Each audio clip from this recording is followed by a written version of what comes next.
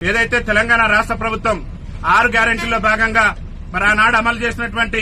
ఆర్టీసీలో మహిళలకు ఉచిత ప్రయాణం ఏదైతే ఉందో ఆ ఉచిత ప్రయాణం కారణంగా ఈ తెలంగాణ రాష్ట్రంలో ఉన్నటువంటి 30 లక్షల మంది వికలాంగులు ఆర్టీసీ బస్ ఎక్కాలంటేనే భయపడేటటువంటి పరిస్థితి ఈ రోజు దాపరించింది. ఇవాళ మహిళలు వచ్చి మాకు వికలాంగులకు ఉన్నటువంటి సీట్లలో కూడా ఆధిపత్యం చెలాయిస్తూ వికలాంగుల సీట్లలో కూడా వారు కూర్చోవడం వల్ల వికలాంగులు చాలా తీవ్రమైనటువంటి ఇబ్బందులు ఎదుర్కొనేటటువంటి పరిస్థితి ఉంది. కాబట్టి తెలంగాణ రాష్ట్ర ముఖ్యమంత్రి రేవంత్ రెడ్డి గారిని అదేవిధంగా తెలంగాణ రాష్ట్ర మంత్రి మరి పొన్నం ప్రభాకర్ గారు రవాణా శాఖ మంత్రిగా ఉన్నారు కాబట్టి తక్షణమే బాధ్యత తీసుకుని వికలాంగులకు గతంలో ఉన్నటువంటి ఒక సీటుకు మరో 2 అదనపు సీట్లు కేటాయించి వికలాంగుల సీట్లలో వికలాంగులే కూర్చునే విధంగా రాష్ట్ర ప్రభుత్వం వెంటనే చర్యలు తీసుకోవాలని చెప్పేసి కూడా భారత వికలాంగుల క్లబ్ పరిరక్షణ సమితి ఆధ్వర్యంలో ఈ రోజు వరంగల్ జిల్లా వర్ధనపేట ఆర్టీసీ బస్టాండ్ లో మేము చీరలు కట్టుకుని రాష్ట్ర ముఖ్యమంత్రి గారు కనువిప్పు కలగాలి, వికలాంగుల పరిస్థితి ఆర్టీసీ బస్సులు ఎంత దయనీయంగా తయారైందనేది రాష్ట్ర ముఖ్యమంత్రి గారు కనువిప్పు కలగాలని చెప్పేసి ఇలా చీరలు కట్టుకుని మా వికలాంగుల సమాజం ఇలా నిరసన వ్యక్తం చేస్తుంది. ఈ నిరసనతోనైనా రాష్ట్ర మంత్రి గారికి రాష్ట్ర ముఖ్యమంత్రి గారికి కనువిప్పు కలిగి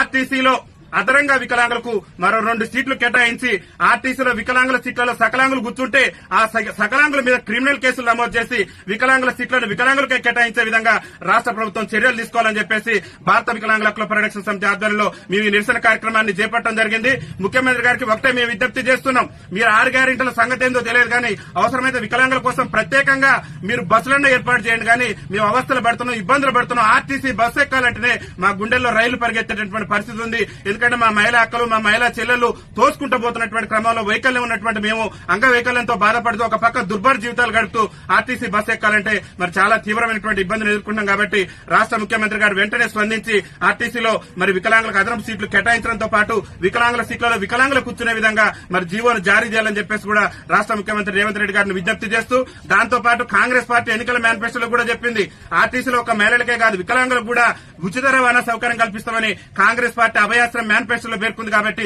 తక్షణమే ఆర్టీసీలో వికలాంగులకు 100% రాయితీతోనే ఉచిత రవాణా సౌకర్యం కూడా కల్పించాలని చెప్పేసి కూడా భారత వికలాంగుల క్లబ్ పరిరక్షణ సమితి తెలంగాణ రాష్ట్ర కమిటీ పక్షాన మేము విజ్ఞప్తి చేస్తూ ఈ రోజు ఈ నిరసన కార్యక్రమాన్ని చేపట్టడం జరిగిందని చెప్పేసి తెలియజేస్తూ వికలాంగుల ఐక్యత.